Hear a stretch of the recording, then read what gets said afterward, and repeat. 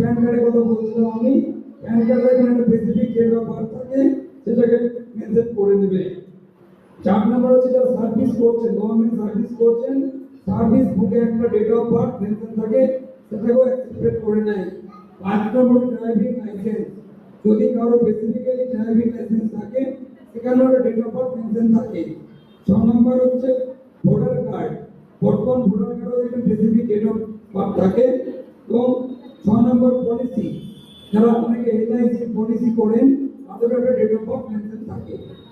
অর্থাৎ মোদ্দা কথা যদি আমি সংক্ষিপ্ত আকারে বলি, 4টে ডকুমেন্ট সবার কাছে অ্যাভেলেবেল থাকে জেনারেল, তার মাধ্যমে পাসপোর্ট পাওয়া যায়। সেটা হচ্ছে একটা ভোটার কার্ড, আধার কার্ড, ব্যাংকের পাসবই, প্যান কার্ড, আর তাছাড়া মাধ্যমিক হোক বা এই উপরে 8, 9, 10 হোক আপনাদের যে সার্টিফিকেট থাকে স্কুল লিভিং সার্টিফিকেট সেটা।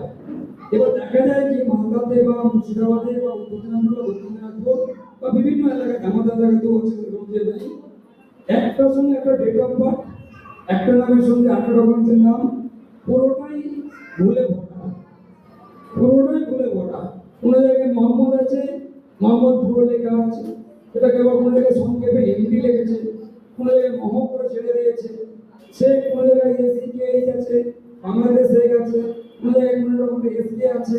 এই যে গড়মিল, আমরা সব ভাষাটাকে বলি আমরা, ওই জন্য যখনই আমরা ডকুমেন্টসের ব্যাপারে আমরা খুব সচেতন হতে হবে। ছেলে মেয়েদের না, বিশেষ করে মেয়েদের না। আমার মেয়ে হয়েছে, ধরে নিন আমি নাম রাখলাম তসলিমা খাতুন, কি আফরিন খাতুন, কি অন্য কেউ নাম রাখলাম, বিয়ের পর রাখলাম বেগম, বেগম পর হলো বিবি, বিবি পর হলো দেওয়া, মারা গেল হলো দেওয়া। এই একটা মেয়ের 4বার নাম পরিবর্তন হচ্ছে কি হয় না? দেখবেন আপনাদের বাইরের নাম দেখবেন, স্কুল সার্টিফিকেটে সেলিনা খাতুন, বিয়ে হয়ে গেল সেলিনা বেগম, তারপর দেখুন বিবি, সেলিনা বিবি, সেখান থেকে হয়ে গেল সেলিনা দেওয়া। What is this?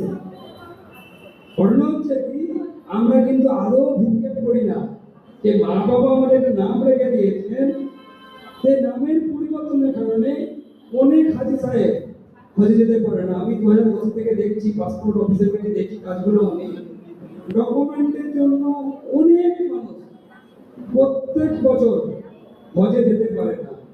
এই জন্যই আমাদের শিক্ষা দরকার। আর এই শিক্ষা নেই আমাদের প্রথম কোরআনে যে আয়াত আছে কি, একটু পড়ো, আমরা কিন্তু পড়ি না, আমরা সবসময় পিছিয়ে থাকি, পিছিয়ে পড়ার সময় পড়ি আমরা। যে জাতির